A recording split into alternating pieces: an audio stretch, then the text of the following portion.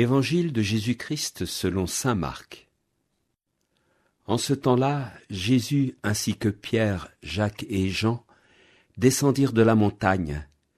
En rejoignant les autres disciples, ils virent une grande foule qui les entourait, et des scribes qui discutaient avec eux. Aussitôt qu'elle vit Jésus, toute la foule fut stupéfaite, et les gens accouraient pour le saluer. Il leur demanda: « De quoi discutez-vous avec eux ?» Quelqu'un dans la foule lui répondit: « Maître, je t'ai amené mon fils.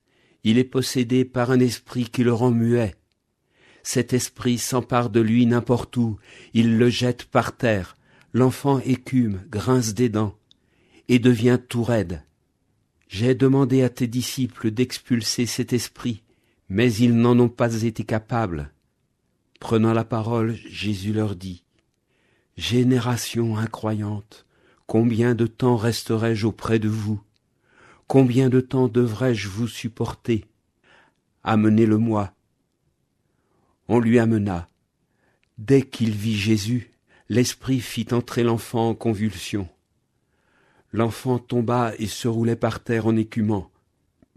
Jésus interrogea le père: « Depuis combien de temps cela lui arrive-t-il » Il répondit: « Depuis sa petite enfance. Et souvent il l'a même jeté dans le feu ou dans l'eau pour le faire périr. Mais si tu peux quelque chose, viens à notre secours, par compassion envers nous. » Jésus lui déclara: « Pourquoi dire si tu peux? Tout est possible pour celui qui croit. » Aussitôt, le père de l'enfant s'écria: « Je crois, viens au secours de mon manque de foi. » Jésus vit que la foule s'attroupait. Il menaça l'esprit impur en lui disant: « Esprit qui rend muet et sourd, je te l'ordonne, sors de cet enfant et n'y rentre plus jamais. » Ayant poussé des cris et provoqué des convulsions, l'esprit sortit. L'enfant devint comme un cadavre, de sorte que tout le monde disait: « Il est mort. » Mais Jésus, lui saisissant la main, le releva, et il se mit debout. Quand Jésus fut rentré à la maison, ses disciples l'interrogèrent en particulier: « Pourquoi est-ce que nous n'avons pas réussi à l'expulser ?» Jésus leur répondit: « Cette espèce-là, rien ne peut la faire sortir, sauf la prière. » Bonjour à tous et à chacun d'entre vous. Tout est possible pour celui qui croit, nous dit Jésus dans cette page d'évangile. Nous sommes tous de bons chrétiens et nous croyons en Dieu. Par contre, nous avons souvent du mal à croire aux démons, aux esprits impurs, et pourtant l'évangile en offre des témoignages fréquents. Mais instinctivement, et parfois même dans l'Église, nous faisons le tri des paroles de Dieu. Nous sommes de bons chrétiens, nous croyons, et pourtant nous ne guérissons pas les gens. C'est un fait, Dieu seul guérit, les professions médicales soignent, la guérison n'est pas systématique, et il faut beaucoup d'humilité pour le reconnaître.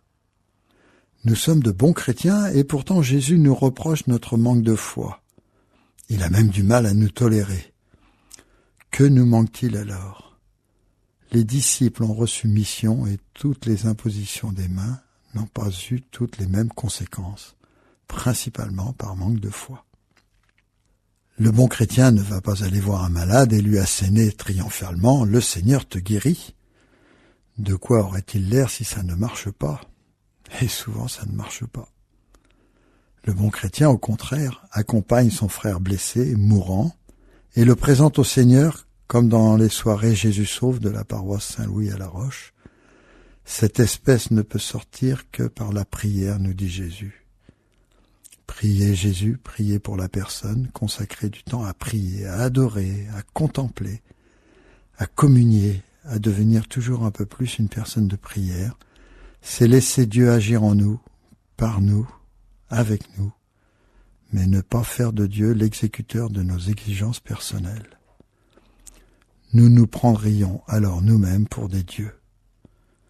Notre manque de foi vient parfois de notre manque d'abandon et de confiance dans le Seigneur, qui sait mieux que nous ce qui est bon pour nous. C'est notre foi de bon chrétien, ouvert à ce que Dieu vient faire dans le cœur des hommes et dans le nôtre en premier. Seigneur, viens au secours de notre peu de foi. Amen. L'évangile du jour était commenté par Jean-Philippe Guillaumont, diacre permanent du